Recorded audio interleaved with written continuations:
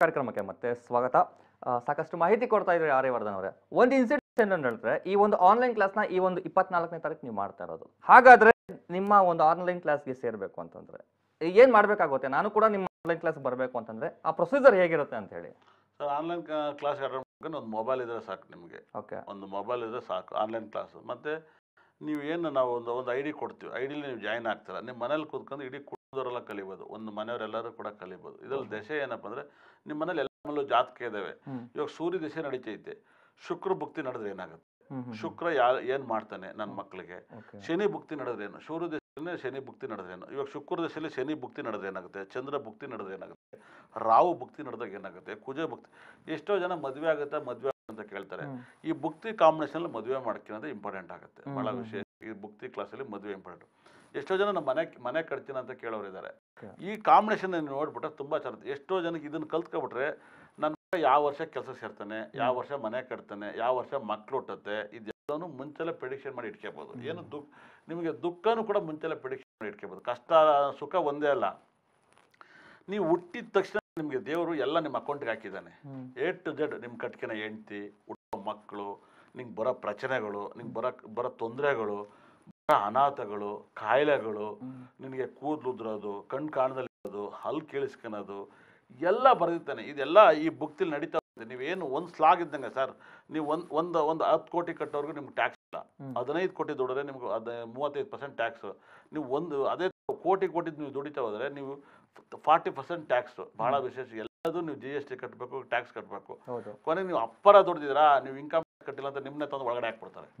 ನೀವು ಕಟ್ಟಿಲ್ಲ ಅಲ್ಲ ಅಂತ ಬಹಳ ವಿಶೇಷವಾಗಿ ಹೇಳುತ್ತೆ. ಮತ್ತೆ ನೀವು ಇನ್ಕಮ್ ಟ್ಯಾಕ್ಸ್ ತಪ್ಪಿಸ್ಕೊಳ್ಳೋದ್ರಿಂದ ನಿಮ್ಮನ್ನ ಹಿಡಿದು ಅರೆಸ್ಟ್ ಮಾಡಿದಾಗ ನಿಮ್ಗೆ ಅವಮರ್ಯಾದೆ ಆಗಿದ ತಕ್ಷಣ ಇದು ಅವಮರ್ಯಾದೆ ಆಗುತ್ತೆ ಅಂತ ಹೇಳ್ತಾರೆ. ಅವಮರ್ಯಾದೆ ಆದ ತಕ್ಷಣ ಏನಾಗುತ್ತೆ, ನಿಮ್ಮ ಆಚೆ ಬುಟ್ಟೆ ಬಿಡ್ತಾರೆ. ನೀವೇನು ಕಟ್ಟಕ್ರಲ್ಲ.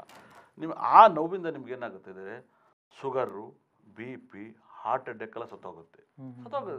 ಕಾಲ ಏನು ಮನುಷ್ಯನ ಸಾಯಿಸಕ್ಕೆ ಒಂದು ನೆಪ ಬೇಕಲ್ವಾ? ದೇವರು ಸಾಯಿಸಕ್ಕೆ ನಿಮ್ಗೆ ನೆಪ ಬೇಕು ಇಲ್ವಾ? ನೀವು ತುಂಬಾ ಶಿಸ್ತಾಗಿದ್ದೀರಾ, ನೀವು ತುಂಬಾ ನೀಟಾಗಿದ್ದೀರಾ, ನಿಮ್ಗೊಂದು ಹೆಣ್ಮಗಳನ್ನ ಕೊಡ್ತಾರೆ. ಹೆಣ್ಮಗಳು ಕೊಟ್ಟಾಗ ಏನಾಗುತ್ತೆ, ನಿಮ್ಮ ಮಗಳು ಯಾವುದೋ ಈ ಸರ್ಕಾರಗಳು ಏನು ಹೇಳ್ತಾರೆ, ಬೇರೆ ಮದುವೆ ನಿಮ್ಗೆ ಅಷ್ಟು ದುಡ್ಡು ಕೊಡ್ತೀನಿ ಇಷ್ಟು ದುಡ್ಡು ಕೊಡ್ತೀನಿ ಆನಾಂಶ ಹೊಟ್ಟಿದ್ರೆ ಸುಮ್ಮನಿರೋ ಹುಡುಗನು ಕೂಡ ಲವ್ ಮಾಡ್ಬಿಟ್ಟಾರೆ ಸರ್ಕಾರ. ವೋಟ್ ಬ್ಯಾಂಕಲ್ಲಿ ಇವೆಲ್ಲ ಮಾಡಿದ್ದಾರೆ. ಇದು ಸತ್ಯ. ವೋಟ್ ಬ್ಯಾಂಕಲ್ಲಿ ಮಾಡಿದ್ದಾರೆ. ಇಂದಿನ ಸರ್ಕಾರಗಳು ವೋಟ್ ಬ್ಯಾಂಕಿಗೆ ಏನು ಬೇಕಾದ್ರೂ ಮಾಡ್ತಾರೆ. ಆ ವೋಟ್ ಬ್ಯಾಂಕಲ್ಲಿ ಮಾಡೋದ್ರಿಂದ ಏನಾಗುತ್ತೆ, ಒಂದು ಕುತೂಹಲ ಅವಾಗ ಈ ಥರ ಆಗುತ್ತೆ. ಯಾರೋ ತುಂಬಾ ಶಿಸ್ತಾಗಿರೋಂಥ ಮನೇಲಿ ಒಂದು ಹೆಣ್ಮಗು ಓಡೋದ್ರೆ ಅವಾಗ ಅವ್ರ ಅಪ್ಪ ಏನು ಮಾಡ್ತಾನೆ, ತುಂಬಾ ಆಘಾತ ಗುಣೆ ಆಗ್ತಾನೆ. ಯಾಕೆ ಈ ಮಾತು ಹೇಳ್ತೀನಿ, ನೆನ್ನೆ ಒಂದು ಹುಡುಗಿ ಬಂದಿತ್ತು.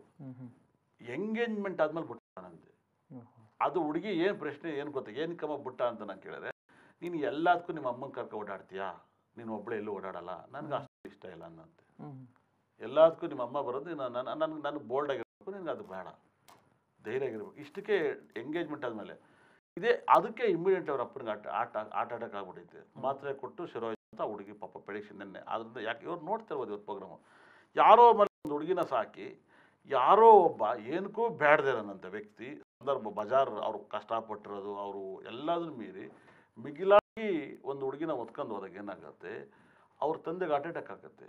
ಆ ಹಾರ್ಟ್ ಅಟ್ಯಾಕಲ್ಲಿ ಏನೋ ಅವತ್ತಿನ ಟೈಮಿಗೆ ಸತ್ತೋಗೋರಿದ್ರೆ ಸತ್ತೋಗ್ತಾರೆ, ಇಲ್ವಾ ಹಾಸ್ಪಿಟಲ್ ಸೇರಿಸ್ತಾರೆ. ಆವಾಗ ಅವ್ರ ಮಗಳೇ ನಾನು ಅಂಥ ತಪ್ಪು ಮಾಡಲ್ಲ ಮಗಳೇ, ನಾನು ಮಾಡಲ್ಲಪ್ಪ ಅಂತ ಬಂದು ಜಾಯ್ನ್ ಆಯ್ತಾಳೆ. ಅದು ಸಹಜ, ನಾಟಕ ಆಡೋದು.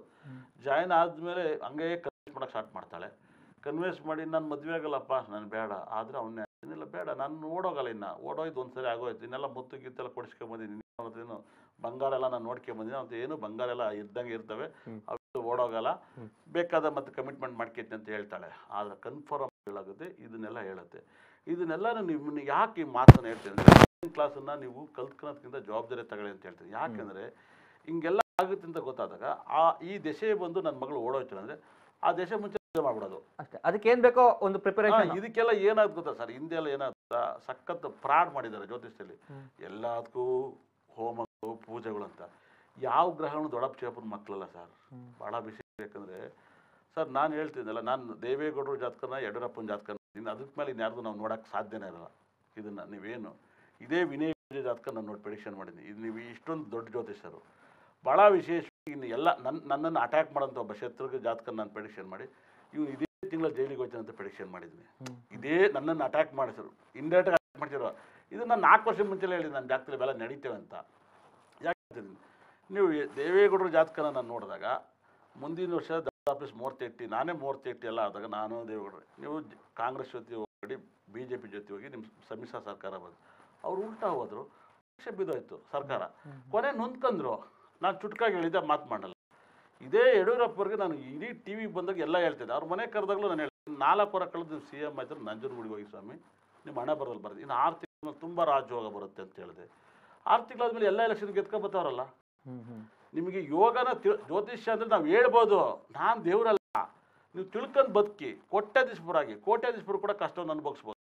ಭಾಳ ನೀವು ನೋಡಿ, ಮೊನ್ನೆ ಯಡಿಯೂರಪ್ಪರಿಗೆ ನಿಮ್ಗೆ ತೊಂದರೆ ಕೊಟ್ಟಂತ ಜಡ್ಜು, ನಾನು ಅವ್ರ ಜಾತಕವನ್ನು ತೆಗೆದು ನೆನೆ ಅಪ್ಡೇಟ್ ಮಾಡಿದೆ. ಅವರು 7ನೇ ತಾರೀಕು ಹುಟ್ಟಿದ್ದಾರೆ. ಮತ್ತೆ ಇವಾಗ ಯಡಿಯೂರಪ್ಪರ ಕೇಸ್ ಅವ್ರ ಕೈಗೆ ಹೋಗೈತೆ. ಮತ್ತೆ ಏನಾಗ್ಬೋದು, ಜಡ್ಜ್ ಜಾತಕ ಏನು, ಜಡ್ಜ್ ನಂಬರ್ ಅವ್ರು ಹುಟ್ಟೋದು 7ನೇ ತಾರೀಕು. ಇಷ್ಟನ್ನು ನಾವು ಸ್ಟಡಿ ಮಾಡ್ತಿರ್ತೀವಿ, ಸುಮ್ಮನೆ ಕೂತಿರಕ್ಕ. ಈ ವರ್ಷ 03 ಹುಷಾರಾಗಿರಿ, ಒಳ್ಳೇದಾಗಲಿ. ಖಂಡಿತ. ಒಟ್ಟಾರೆ ಹೇಳ್ಬೇಕು ಅಂತಂದ್ರೆ ಈ ಒಂದು ಜಾತಕ ವಿಶ್ಲೇಷಣೆ, ಜಾತಕ ವಿಮರ್ಶೆಯಿಂದ ಪ್ರತಿಯೊಂದು ಕೂಡ ಇರುತ್ತೆ. ಮುಂದಾಗುತ್ತಾ ಅನಾಹುತನ ಈಗಲೇ ತಿಳ್ಕೊಬಹುದು. ತಿಳ್ಕೊಳ್ಳೋದಕ್ಕೆ ಏನ್ ಬೇಕೋ ಆ ರೀತಿ ಹುಷಾರಾಗಿದ್ರೆ ತುಂಬಾನೇ ಒಳ್ಳೇದು ಅನ್ನೋ ಮಾತನ್ನ ಹೇಳ್ತಾ ಇದ್ರ. ಆ ಒಂದು ನಿಟ್ಟಿನಲ್ಲಿ ಈ ಒಂದು ಆನ್ಲೈನ್ ಕ್ಲಾಸ್ ನ ಮಾಡ್ತಾರಂತದ್ದು 24ನೇ ತಾರೀಕು. ಖಂಡಿತ ಧನ್ಯವಾದಗಳು, ಸಾಕಷ್ಟು ಮಾಹಿತಿ ಕೊಟ್ರಿ. ಮತ್ತೆ ಇದೆಲ್ಲ ಆದ್ಮೇಲೆ ಕರೋನಾ ಮುಗಿದ್ಮೇಲೆ ಮಾಡ್ತೀನಿ. ಇಷ್ಟ ತನಕ ನೋಡಿದ್ರೆ ಬ್ರಹ್ಮ ಭದ್ರಕಾಳಿ ಎಲ್ಲರನ್ನೂ ಚೆನ್ನಾಗಿಟ್ಟಲಿ. ನವಗ್ರಹಗಳು 6 ಗ್ರಹ ಒಟ್ಟಿಗೆ ಸೇರ್ತವೆ. ಯಾವ್ಯಾವ ದಿಶೆಗೆ ಯಾವ ಭುಕ್ತಿ ತೊಂದರೆ ಆಗ್ಬೋದು ತಪ್ಪಿಸಿ ಇಷ್ಟ ತನಕ ನೋಡಿದ್ರೆ ಒಳ್ಳೇದಾಗಲಿ. ಖಂಡಿತ. ನೋಡೋಲ್ಲ ವೀಕ್ಷಕರ, ಇದೇ ಹೊತ್ತಿನ ವಿಶೇಷ. ಚಾನಲ್ ಚೇಂಜ್ ಮಾಡಿದೆ, ನೋಡ್ತಾ ಇರಿ ರಾಜ್ ನ್ಯೂಸ್.